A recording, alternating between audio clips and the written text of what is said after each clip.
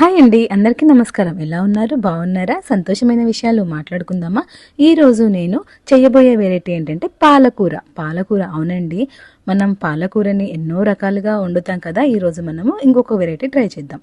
ఈరోజు నేను వెల్లుల్లి కారం చేద్దాం అనుకుంటున్నానండి. దానికి కావాల్సిన ఇంగ్రీడియంట్స్ ఇవన్నీ.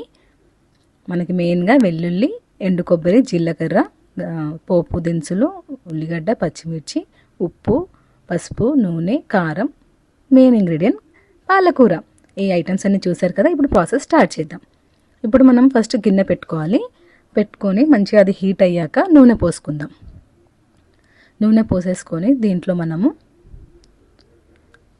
మంచిగా పోపు ఐటమ్స్ వేసేసుకుందాం. దానికి మనము ఎండుమిర్చి, జీలకర్ర, ఆవాలు వేసేసాను. కొంచెం జీలకర్ర, ఆవాలు, ఎండుమిర్చి వేసేసుకున్నాను.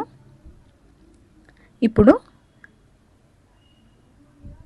ఆనియన్ వేసేసుకుందాం. ఆనియన్, పచ్చిమిర్చి వేసేసుకున్నాను. ఇది మంచిగా ఫ్రై కానిద్దామండి. ఇలా మంచిగా ఫ్రై అయ్యాక చూడండి, ఇట్లా కలర్ చేంజ్ అవుతుంది కదా. అప్పుడు మనము పాలకూర వేసేసుకోవాలి. పాలకూర సన్నగా కట్ చేయాలండి. సన్నగా కట్ చేసి నీట్గా క్లీన్ చేసుకోవాలి. పాలకూరని కంపల్సరీ ఒక 3 times క్లీన్ చేయాలండి. ఎందుకంటే మనకి అన్ని కెమికల్స్ వేస్తారు కదా.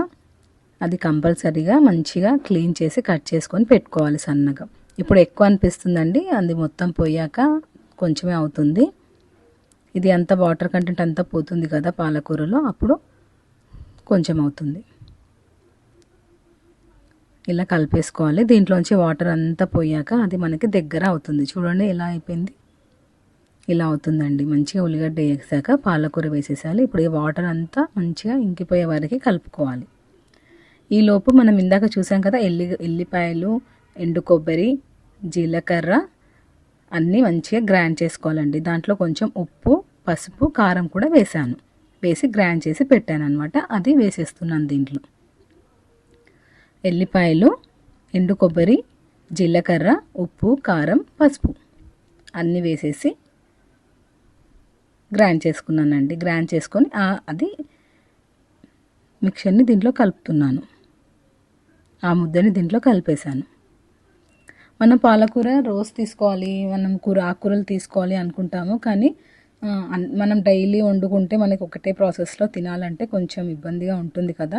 వెరైటీగా ఇది చాలా టేస్టీగా ఉంటుందండి. ఇలా ఒకసారి ట్రై చేసి చూడండి, చాలా బాగుంటుంది. వెల్లుల్లి గొడ్డు కారం వేసుకోవాలి. వెల్లుల్లి, ఎండు కొబ్బరి, ఉప్పు, పసుపు వేసుకొని మంచిగా గ్రైండ్ చేసుకొని ఇది మనం పాలకూరలో కలిపేసుకోవాలి. ఇది దేంట్లోకైనా బాగుంటుందండి. రైస్లో కూడా చాలా బాగుంటుంది, చపాతీస్కి కూడా చాలా బాగుంటుంది. టేస్ట్ కూడా చాలా బాగుందండి. మనం మంచి మసాలా కర్రీ తిన్నట్టు ఫ్లేవర్ వస్తుంది. చాలా బాగుంటుంది. రెగ్యులర్గా కాకుండా ఇలా చేసుకోవాలండి. ఎలా ఉందండి మన పాలకూర వెల్లుల్లి గొడ్డు కారం కర్రీ? చాలా బాగొచ్చిందండి. మీరు ఒకసారి ట్రై చేసి చూడండి ఎలా ఉందో. ఇది రైస్లోకి బాగుంటుంది, విత్ ఆమ్లెట్ చాలా టేస్ట్గా ఉంటుంది. ఓకేనా? మీ అందరికీ నచ్చింది అనుకుంటున్నాను. మీరు కూడా ఇది పాలకూర ట్రై చేసి చూడాలి అనుకుంటున్నాను. మీ అందరికీ నచ్చితే నా ఛానల్ని సబ్స్క్రైబ్ చేసుకొని నన్ను ఎంకరేజ్ చేయండి. Thank you. ఇలా అండి, నా ఛానల్ని అందరూ సబ్స్క్రైబ్ చేసుకొని నన్ను ఎంకరేజ్ చేయండి. అలాగే షేర్, కామెంట్ కూడా చేయండి. Subscribe the channel.